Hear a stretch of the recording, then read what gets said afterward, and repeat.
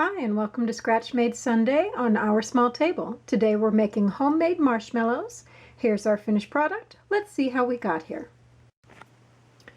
First we're going to add half of our cold water to the gelatin that's already in the base of our stand mixer.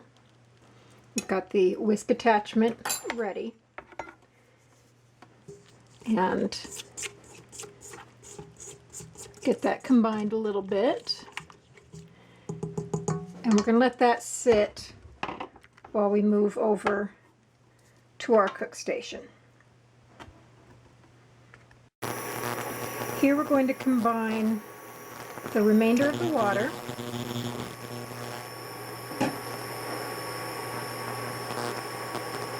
sugar,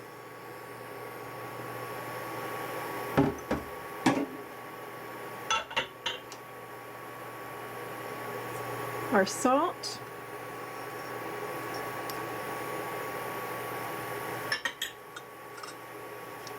and the corn syrup.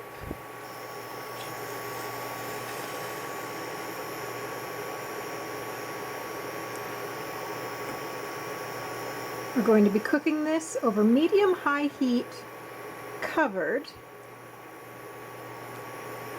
for about 3 to 4 minutes.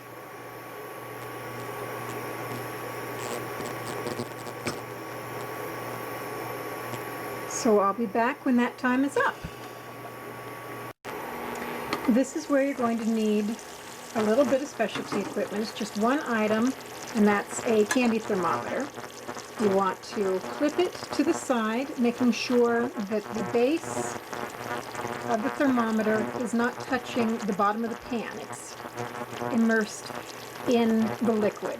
If you touch the bottom of the pan, you'll only be getting the temperature of the pan itself. And you want to get this up to 240 degrees Fahrenheit. And the moment it gets to that point, you remove it from the heat immediately. So we're going to let it get up to that temperature, and then we'll be back.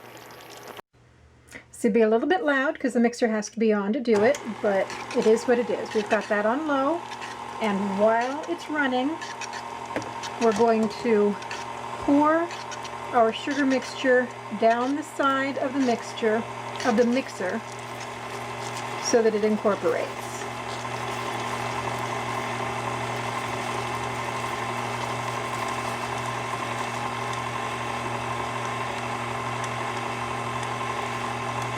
Once we've got all the syrup in, we're going to increase it to high, and we're going to keep on mixing until it's kind of lukewarm and very thick, which will take quite some time.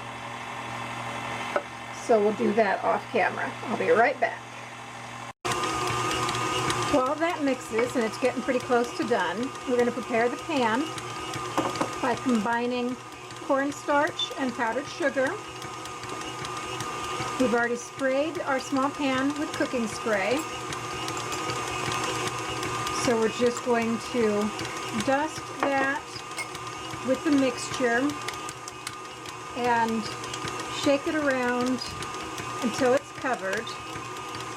And you want to keep any leftover powder because we're going to use it a little bit later in the process.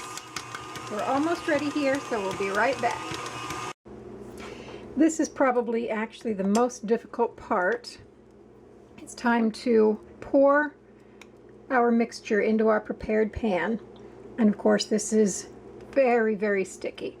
I have sprayed my spatula with cooking spray so it won't stick quite so fast, but you can see it is sticking already.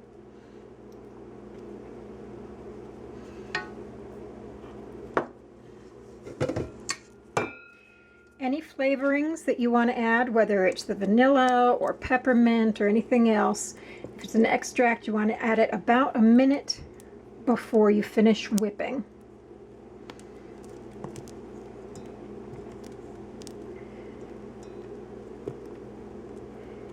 We'll just get this poured in and smoothed out across the top, and I'm going to need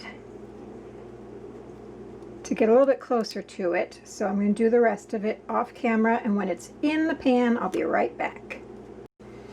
Okay, it's all in the pan now. I've had to respray my spatula because it all got so sticky, and it's already started to set a little bit. So I may not be able to get it all the way into the corners perfectly, but they will have that nice, soft, pillowy, homemade look.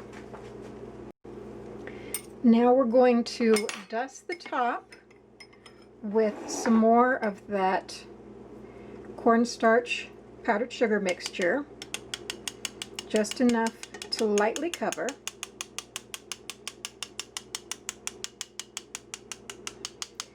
And then let these sit uncovered for at least 4 hours, or you can leave it overnight. And then we'll be back to cut them up and see how our marshmallows look. After it's sat, you just want to tip it out, and a pizza cutter is probably the easiest, and you want to get it covered with the extra cornstarch and powdered sugar mixture and just cut it into strips, and then cut those strips into small squares. And each of those you can add a little bit of the extra powder to keep the edges from being sticky, and you want to store these in an airtight container. That's all there is to it. Thanks for joining me today at Our Small Table. The recipe we've used is linked in the video description and is available at oursmalltable.com. Join us midweek for our next regular video recipe, and next Sunday for our next Scratch Made Sunday.